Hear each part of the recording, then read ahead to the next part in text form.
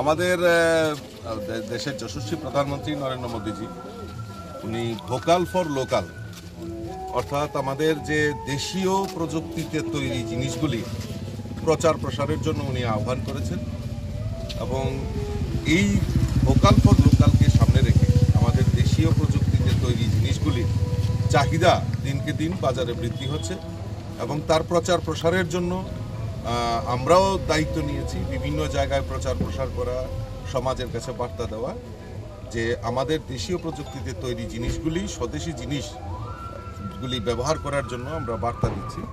আজকে আমরা আমাদের নন্দননগরে আমাদের যে মৃৎশিল্পীরা রয়েছে, যে আমাদের আলুর উৎসব দীপাবলি উৎসব, এই দীপাবলি উৎসবে আমরা সবাই মাটির তৈরি যে প্রদীপ, সেই প্রদীপ ব্যবহারের জন্য আমি আপামর জনসাধারণের কাছে আহ্বান রাখছি। আমাদের মণ্ডলের কার্যকর্তারাও এখানে উপস্থিত আছেন, খয়েরপুর এবং আমাদের ৬ আগরতলার কার্যকর্তারা, মণ্ডল সভাপতিরা উপস্থিত আছেন।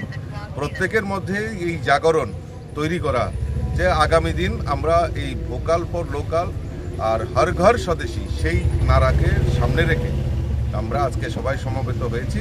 আর সকলের কাছে আবেদন রাখবো যে আলুর উৎসব দীপাবলি উৎসব, এই উৎসবে মাটির তৈরি যে আমাদের প্রদীপ সেটা ব্যবহার করার জন্য আমি সকলের কাছে আবেদন রাখছি।